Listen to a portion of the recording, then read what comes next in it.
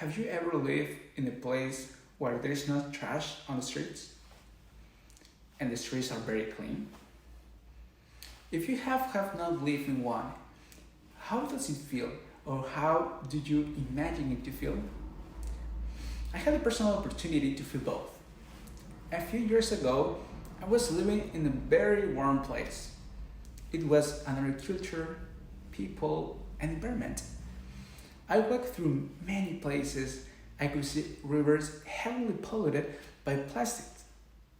Cities that I constantly saw people throwing garbage on the streets. However, I could see that there were clean places too. What did you do differently? How much damage our world is receiving due to non-recycling? What impact will it have our world? Plastic and the lack of recycling of our garbage is having serious consequences on our environment. Being able to set up a recycling system at home and participate in government decisions about environmental stewardship can make our world as we would wish or imagine it to be. Today, the world produces over 100 million tons of plastic each year that ended up as pollutants entering our natural environment and oceans. Not all of the plastic waste ends up in the ocean. Most of it ends up in the landfills. It is estimated that the proportion of global plastic waste entering the ocean is around 3%. That means 80 million tons of plastic, and only 9% is recycled. And now we are so much people on Earth. Can you imagine how much is the amount after 11 years? How do we solve this?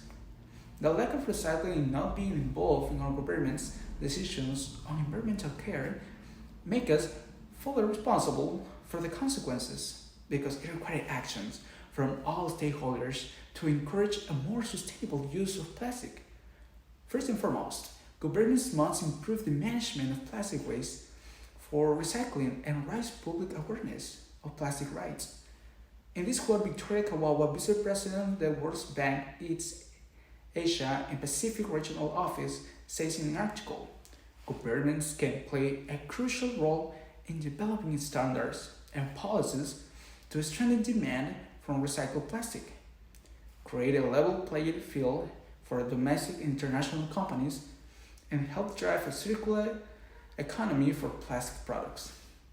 In our cities and countries, we have governments, right? But in my opinion, not all of them have the intentions to invest in the care of our environment. Victoria Kawawa really showed the potential and the great impact that our governments can promote in the citizens. But if they don't have that motivation, what can we do?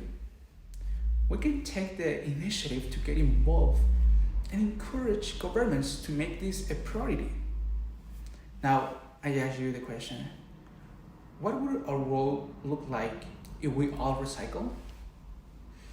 The organization Keep America Beautiful compiled data to imagine what a single act of recycling by everyone in the US would look like.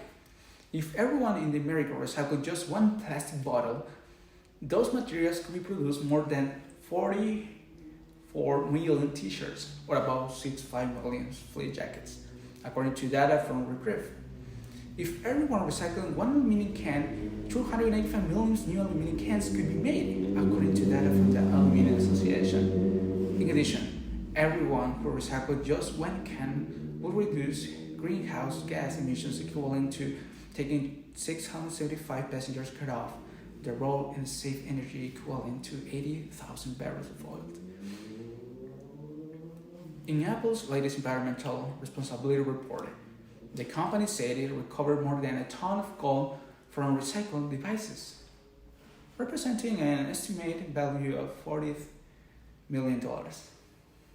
As a society, if we all recycle, we will have moved from a linear economy of take, waste, and make to one that is more circular by keeping materials in our economy and not allowing them to be wasted in landfills. Brenda Polly, Senior President of Recycling for Keep America Beautiful, wrote via email. It will contribute enormous environmental, economics, and social benefits across the country. In summary, I believe that getting involved in government decisions on caring for the environmental and having a recycling system at home will have a great impact on the world. Albert Einstein once said, "The world is a dangerous place, not because of those who do evil, but because of those who do nothing to prevent it." We can do it. As long as there are people willing to make this change, there will always be hope for a better world that we found. Thanks.